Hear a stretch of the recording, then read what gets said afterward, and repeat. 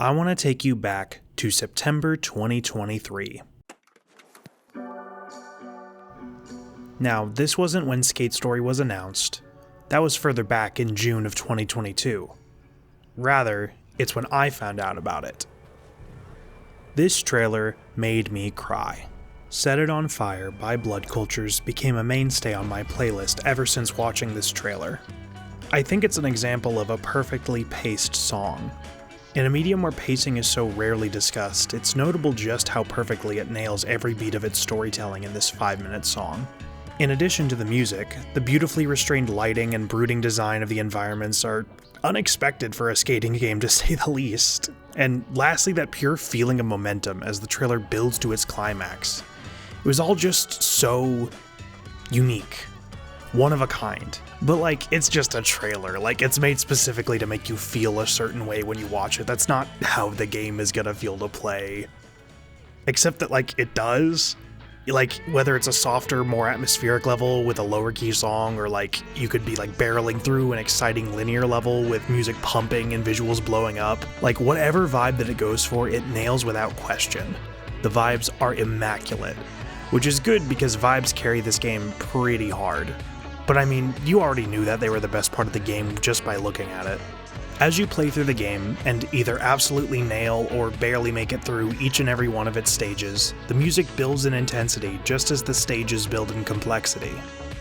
Until, eventually, you reach the climax, where you literally set it on fire. And by it, I'm referring to the Eternal Centipede. Obviously. More on him later. Beyond the vibe, Skate Story did manage to communicate a message that was very close to my heart. But to get there, we need to go back to the beginning. In Skate Story, you play as the skater. And as the skater, you naturally want to skate. So, at the beginning of the game, you sign a contract that binds your soul to skate and your body to eat every moon. In addition, you are made a promise that if you eat every moon, you will be rewarded with a banquet, with praise, with admiration. So, you sign this contract. Though, as you may have guessed, these promises were ultimately a lie. When you complete your quest, you are eventually met with your true fate, the Eternal Centipede. It's here to eat you. You are consumed by your own quest. Inside the Eternal Centipede, the skater is eternally tortured. You can't skate, you can't run, you can't talk. What you can do is sit in this chair and sink into oblivion. Over and over and over again. Oblivion. Until, suddenly, you have a board. Not a body, but a board. And this is where the real work begins. Now that you have a board back, you have to fight something. Something bigger than any other boss you fought along the way. Yourself. After taking down enough of their health, right as you slam down that final hit, this happens.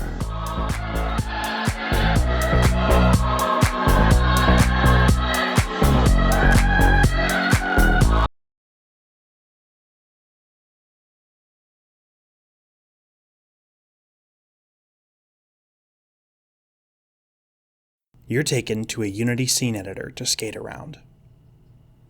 Okay, but why, right? Well, if you've ever worked on a game before, I'm sure that you've spent hours looking at this exact layout. And I'm sure it's something that Sam Ang has spent years of his life staring at. His Eternal Centipede. This game is about the creative process. And the Eternal Centipede is a creative project. Any creative project, really. It might be a video game. It might be trying to take that perfect photo. It might be a collaboration album. It might be a YouTube video about Outer Wilds. When I started working on my video about Outer Wilds, I did it because I like making YouTube videos, and I like Outer Wilds. I also did it under the premise that I would get all of this satisfaction, all of this joy from putting out a thoughtful, high-quality piece of art out into the world. And I thought it would be easy. That's what happened with the Mario Galaxy video, but that's not what happened here. Instead, it has been 4 years. 4 years of hard work, writing, deleting, rewriting, brainstorming, spiraling, and more often than not, doing nothing. Not working on it. Just being absolutely overwhelmed at the mere thought of going back to that horrible place of trying to write, trying to create, and as time goes on, I pile the weight of my own ever-increasing expectations onto myself for what this video has to be. And additionally, what it absolutely can never be. Consumed by my own work. Feeling like all that I can do is sit at my chair, stare at a screen, and sink further into oblivion. But, suddenly, recently, I finally hit inspiration. I fought myself, and I won. I'm no longer chasing perfect, and I will instead be releasing something great. 2 something greats, actually.